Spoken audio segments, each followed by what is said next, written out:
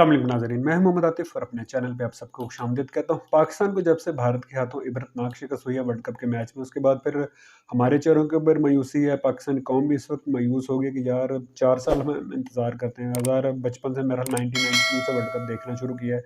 उसके बाद हर 4 साल बाद हमें हसरत ही होती कि यार इस दफ़ा को वर्ल्ड कप में चमत्कार हो जाए, पाकिस्तान टीम भारत को हरा दे।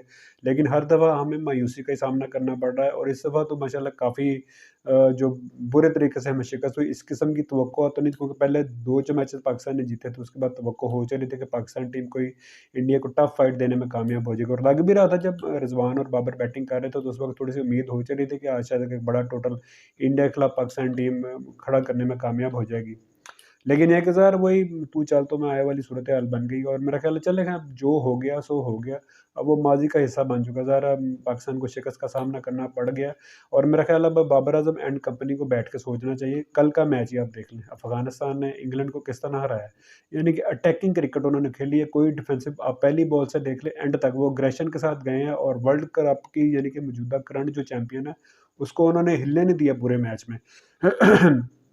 तो मेरा ख़्याल है बाबर आज़म एंड कंपनी को और मिकी आर्थर को भी यानी कि बैठ के सोचना चाहिए, सारी टीम मीटिंग करनी चाहिए कि ये हम डिफेंसिव माइंडसेट के साथ जब तक रहेंगे, हमें जूतियाँ पड़ती रहेंगी और आगे भी जूतियाँ पड़ेंगी। और दूसरा अब ये है कि अपने जो चहेते हैं, अपने जो दोस्त यार हैं, मेरा ख़्याल अब उनको बेंच पे बिठाने का टाइम आ गया, बहुत हो गया, बहुत आज़मा के देख लिया नवाज़ को, शादाब को और ऊपर के भी जो आपके जो पर्ची जिसको कहते हैं इमामुल हक, अब छोड़ दें उसकी जान और जो प्लेयर आपके इन फॉर्म है, खैर इन फॉर्म ज़रा वो टॉप ऑर्डर के ऊपर तो खैर इमाम भी अपना फ़खर ज़मान भी इतना फॉर्म में नहीं है। लेकिन ये है कि वो बड़े मैच का बड़ा प्लेयर है, आपको 2 से 3 मैचेज़ आपने उसको बाहर बिठा दिया। तो अब मेरा ख़्याल अगले मैच में आप अब्दुल्ला के साथ फ़खर ज़मान को ओपनर भेजें। वो अगर एक आध इनिंग्स भी अच्छी खेल गया ना, तो फिर वो चलता ही रहेगा, क्योंकि वो बड़े मैच का बड़ा प्लेयर है और अगर वो 10 ओवर या 12 ओवर क्रीज़ के ऊपर खड़ा रहेगा, तो आपका जो एक तो आपको अच्छा टोटल करके दे देगा और आपको यानी कि ओपनिंग स्टैंड भी अच्छा मिल जाएगा।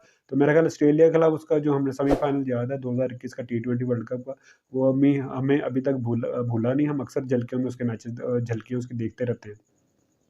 तो फ़खर ज़मान के साथ आप अब्दुल्ला शफीक को मौका दें और आपका जो स्पिन डिपार्टमेंट है बहुत वीक है, खुदारा बस कर दें, बहुत हो गया है। एक तो आप देखें ना कि मैच खत्म हुआ तो इंडिया का जो क्राउड है वो बाहर आके कह रहा है यार आपका स्पिनर इतना वीक है, शादाब से परफॉर्मेंस नहीं हो रही, नवाज़ से परफॉर्मेंस नहीं हो रही, बाहर आपने उसामा मीर को रखा हुआ है, हैरी पॉटर, अबरार अहमद आपने उसको रिज़र्व में क्यों डाला हुआ है? तो मुझे ये मंतक समझ नहीं आ रही कि इतना अच्छा मिस्ट्री स्पिनर आपके पास मौजूद है, आपने उसको रिज़र्व में डाला हुआ है। चलिए उसामा मीर जो है खैर उतना इफेक्टिव नहीं, लेकिन कम से कम नवाज़ और शादाब से तो वो बेहतर बॉलिंग कर रहा है ना।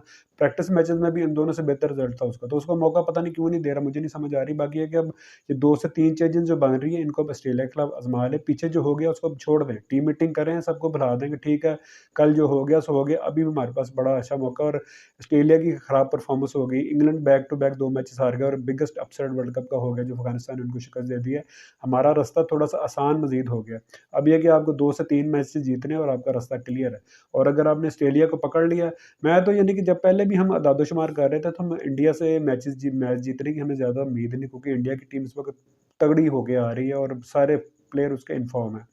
पहले ही हमें लग रहा था कि जो पाकिस्तानी टीम है इंडिया को बमुश्किल हरा पाएगी, लेकिन इतनी शर्मनाक हार की हमें उम्मीद नहीं थी। बाकी है कि अब ऑस्ट्रेलिया के खिलाफ बैंगलोर में हमारा मैच है, फ्लैट विकेट होगी, अपने जो स्पिन डिपार्टमेंट है उसको मज़ीद तक़वियत दें, उसामा मीर को, शादाब को बाहर बिठाएँ, बहुत हो गया यार, 6 महीने बहुत होते हैं किसी को फ़ॉर्म में वापस लाने के लिए। 6 महीने से भी अगर आपकी फ़ॉर्म वापस नहीं आ रही, ना बैटिंग फ़ॉर्म आ रही है, चलें हो ना कि एक शो में मैं बेहतर कर रहा हूँ, बैटिंग में अच्छा कर रहा है, चलो बॉलिंग नहीं अच्छी हो रही।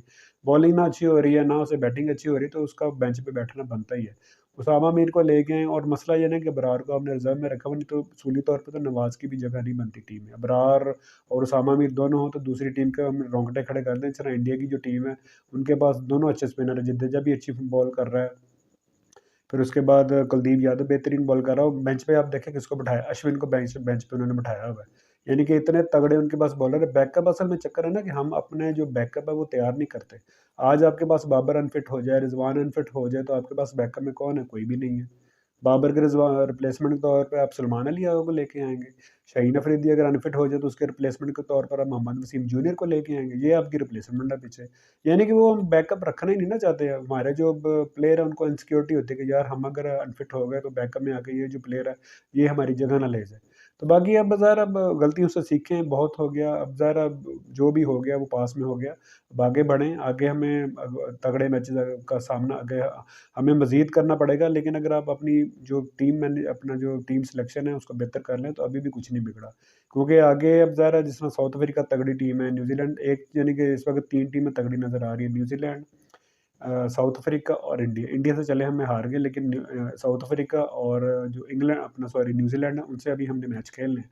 तो इन दोनों में से अगर एक आध मैच भी हम निकाल गए और ऑस्ट्रेलिया वाला मैच भी हम निकाल के ज़ाहिर उम्मीद है कि हम अफ़गानिस्तान को, बांग्लादेश को तो पकड़ ही लेंगे। लेकिन एक आध अगर बड़ा मैच भी हम जीत गए तो फिर हमारा जो रास्ता है सेमीफ़ाइनल का वो हमवार हो जाएगा। और बाबर आज़म को अगर अपनी कैप्टनसी बचानी है, अगर अपनी इज़्ज़त बचानी है तो फिर कम से कम अब टॉप 4 में उसको जाना पड़ेगा पाकिस्तानी टीम को लेके। अगर पाकिस्तान टीम टॉप 4 में भी ना जा सकी तो फिर बाबर आज़म की कप्तानी भी गई और इसके जो सज्जे-खब्बे जो चहीते इसने अपने यार बेली इकट्ठे किए हुए हैं ना, इनका भी करियर दाँव के ऊपर लग जाएगा। तो अभी भी सोच समझ लें, अभी भी कुछ नहीं बिगड़ा, क्योंकि इंसान वही होता है जो गलतियों से सीख ले। तो ये 2 से 3 चेंजेज़ जो स्क्वाड में बन रहे हैं, एक तो जो कन्फर्म वो तो हैं ही हैं।